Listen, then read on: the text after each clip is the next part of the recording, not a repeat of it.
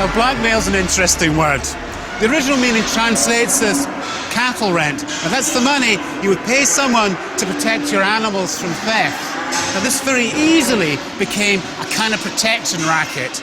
Highland clans like the MacGregors could extort money from their lowland neighbours especially. Pay the blackmail or lose your cattle.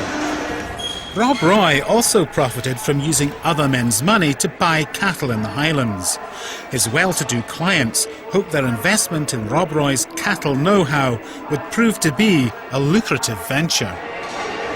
Rob Roy made quite a decent living at the cattle business. He bought property, considered himself to be a gentleman, and no doubt thought that he'd travelled a long way for a member of a prescribed clan. But then disaster struck. He went bankrupt. Now all the MacGregor instincts for survival kicked in. Absconding with his client's money, Rob Roy headed for the hills. This act of desperation marked the start of 20 years on the run and the beginning of the myth of Rob Roy, the outlaw and romantic hero whose exploits would make the MacGregor name world famous. Now, Rob Roy would never have achieved celebrity status without good PR, and he got the best when Sir Walter Scott, the great romantic novelist, dramatised his life in the 19th century.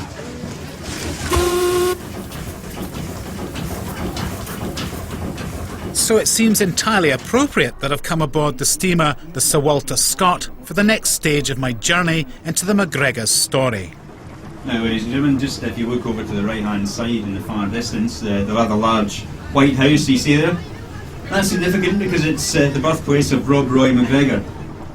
The house Rob Roy was born in, Glengyle, sits on the shores of Loch Katrine in the Loch Lomond National Park. For much of Rob Roy's life, this landscape provided a stage for his dramatic exploits. To find out why Rob Roy became such an iconic figure, I've arranged to meet up with writer Carl McDougall. Carl, what do you think the attraction of Rob Roy was to a writer like Sir Walter Scott?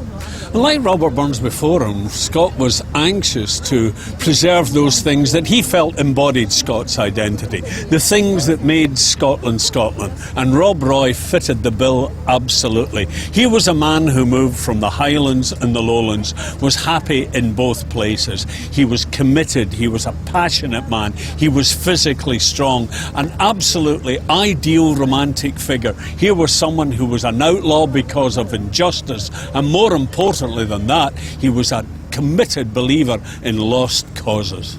So in a sense, Scott saw Rob Roy as somehow emblematic of the essence of Highland Scotland, the essence of a clan past. He was entirely emblematic. Scott's boyhood reading had been fired by James Macpherson's Ossian, and behind that is the notion that this landscape, this noble landscape, produces nobility in people. These are noble characters, and that was what Scott was after. That was absolutely the key to Rob Roy. There's little doubt that Rob Roy would have loved Sir Walter Scott's noble depiction of the MacGregor character and name. But new evidence reveals that Rob Roy failed to live up to this heroic image. According to David Stevenson of St Andrews University, he was already cheating his clients before he went bankrupt. David, what's in this mighty tome here? Well, this is a register of deeds relating to lands.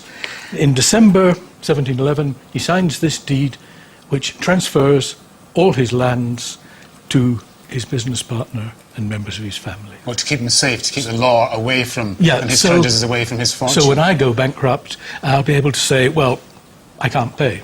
There's no property you can confiscate. It's not entirely honest, isn't it? It's not entirely honest, and after he's made this provision to transfer his land to others, he goes on trading. And I think he must have known that he wouldn't be able to meet his obligations. Now, what's this letter here? This is a copy of one of a number of letters he writes from the Highlands. He carefully doesn't say where, but somewhere up north, out of creditors' reach, in which he says, well, this starts, I'm sorry I should have not come up with your cattle. There are rumours circulating that I sort of set this up somehow. which he had, as that deed shows. But he says this is not the case at all. It's all, I'm just away in the Highlands now in pursuit of people who owe me money, and once they've paid up, I'll be able to pay you. And I may have to go to Ireland, but don't worry, everything will be all right in the end. I mean, do you think he was being sincere, or was this just a piece of spin? Was he really going to get money? Well, I think it's a piece of spin. I mean, he's writing these letters to different creditors, and they tend to tell different stories, depending on which creditor he's trying to convince of his honesty. And this inconsistency, I think, is a bit of a giveaway. He is a very good storyteller, on paper and in person. I was fascinated to see that Rob Roy had signed himself Campbell, as if to underline this veneer of respectability. But according to David, new evidence is even more damning. Rob Roy, celebrated rebel and Jacobite firebrand, was actually a British government spy. He is on the side of the Jacobites, leading the MacGregors, but they don't trust him. It's quite clear the Jacobites don't trust him. They like him, he's a nice guy. But they don't trust him and the MacGregors with their main army, and quite rightly, because he's sending intelligence reports to the Commander-in-Chief of the British Army, the Hanoverian Army. Well, you found evidence for this. You found evidence that he was passing on secrets to the enemy, in inverted commas, to the enemies of the Jacobite cause. There's pretty good evidence of this. This has been mentioned in the past, but it's been excused saying, well, he was just keeping, a foot in the other camp just in case. But he wasn't sending anything of importance. Well, everyone at the time seemed to think he was sending pretty good intelligence reports. But that really goes against the idea of Rob Roy, the hero. I mean, selling secrets to the enemy. There's not much integrity, but it's keeping alive and keeping your family alive, which, when it comes to it, is often people's first priority. Rob Roy not only survived, he earned a royal pardon for his espionage work. After 20 years, the old outlaw came in from the cold, keen to restore honour to the MacGregor name. Rob Roy may well have died from wounds he received after fighting a final duel. Now that's a fitting end, no doubt, for a man who, despite all the odds, became not just a folk hero, but the original tartan-clad warrior of popular imagination. Now, it's this celebrity that surrounds Rob Roy that no doubt helped to keep the MacGregor name alive until the royal prescription was lifted in 1774. And this is Rob Roy MacGregor's grave, and the inscription says so much about the nature and the character of this man who lived and died a MacGregor despite them all. In a sense, Rob Roy's defiance is a fitting tribute to any clan's attachment to its name. Once a MacGregor, always a MacGregor, even if you could only celebrate the fact in secret. And it's into the secret heart of MacGregor country, not far from Rob Roy's last resting place, that I've come to end my journey into the MacGregor story. Now, for years I'd heard rumours of a strange memorial to the sufferings of all who bore the MacGregor name, and it's only now that I've been able to locate it.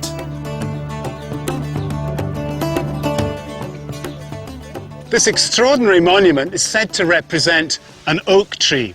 Now, an oak tree is the traditional emblem of Clan Gregor, and the scars and the stonework and the lopped-off branches up there symbolise the countless MacGregors who perished during the clan's bloody history.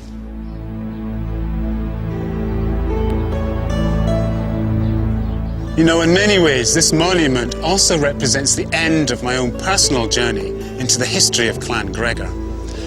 It was built in the 1790s to commemorate the lifting of the royal prescription against my clan. Now, today it's in a very dilapidated state. It's covered in moss and ferns. Yet somehow this makes me feel even more keenly the tragedy of all those lives that were lost simply because of a name, MacGregor.